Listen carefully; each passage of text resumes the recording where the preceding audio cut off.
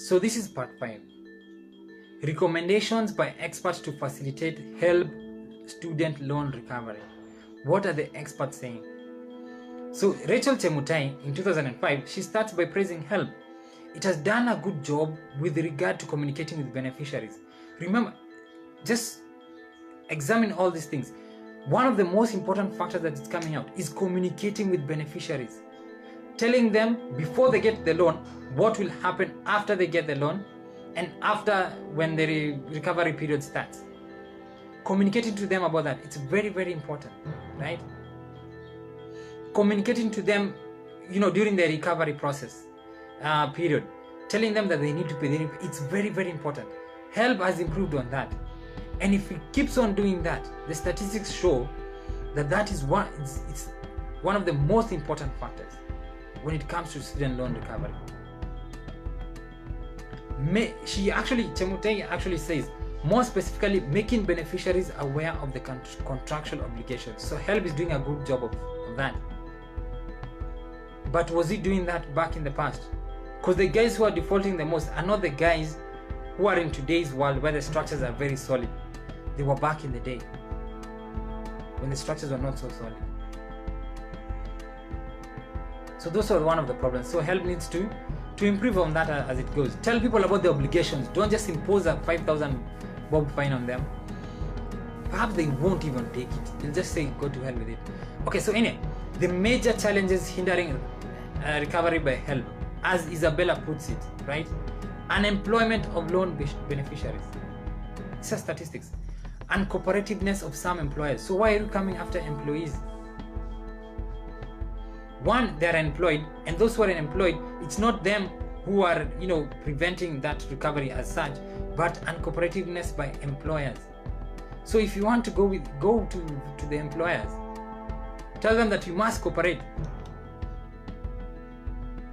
Brain drain due to some loan beneficiaries leaving the country. Again, focusing on the diaspora is important when it comes to recovering these loans. And then there are low-paying jobs. It's not just a matter of having a job, but how well-paying is it? Remember, inflation and employment, they explain 81.03% of student loan recovery, of what happens in student loan recovery. So if it's low-paying jobs, and then there's inflation which is increasing, then what do you expect, honestly? Right? So anyway, the findings by Rachel Chemutai in 2005, Helb will continue to find loan recovery an uphill task, because increasing unemployment and underemployment is a serious issue. Remember, she says unemployment and underemployment. So it's not just about working.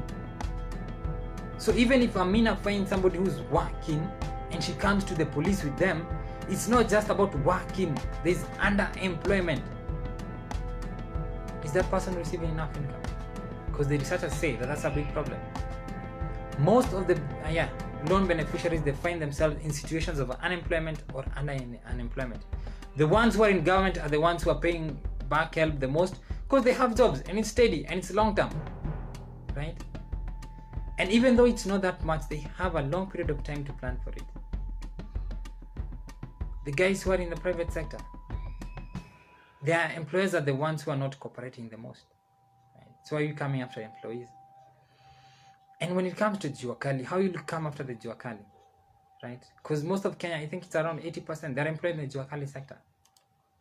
So anyway, the recommendations by Kiplimo. He recommends the establishment of a default management program, like you need to manage defaults.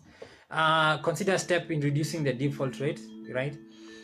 His claim was that it will help loanees become aware of their responsibilities.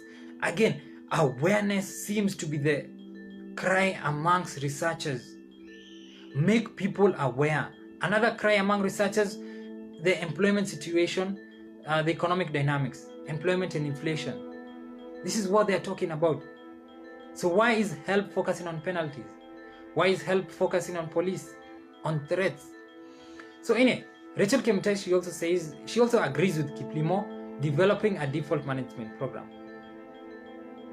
Make loanees at the point of receipt of the loan aware of their responsibilities.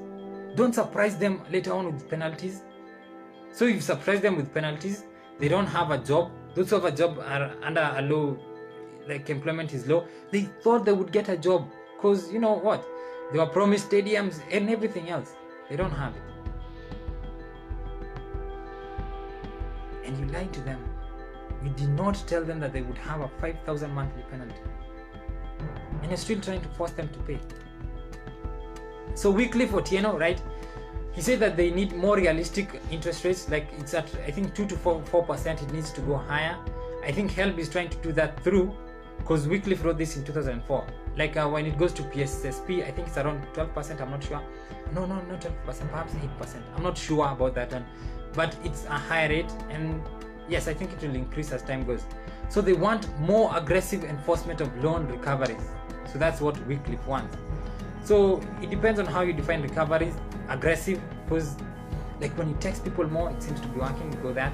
When you try and trace those guys more, it seems to be working, go for that. When you focus on penalty waivers as opposed to penalties, that seems to be working also. And then of course the economy and all those other things. Okay, so they say he says that greater effective targeting, like target people more effectively. Like don't target somebody you already know he's poor, and then you already know that the economy is not really providing jobs, and then at the end of it you slap him with penalties, right? Or those other things. And when he gets a job, it's a long paying job, but then you bring the police to take his money, so it ends up in a poverty trap, right? So eventually what I'm seeing that how Helb will go, it will go towards the rich, because if the economy does not improve, then most of the people will just shy away from it, right? That means they won't, higher education will become a problem.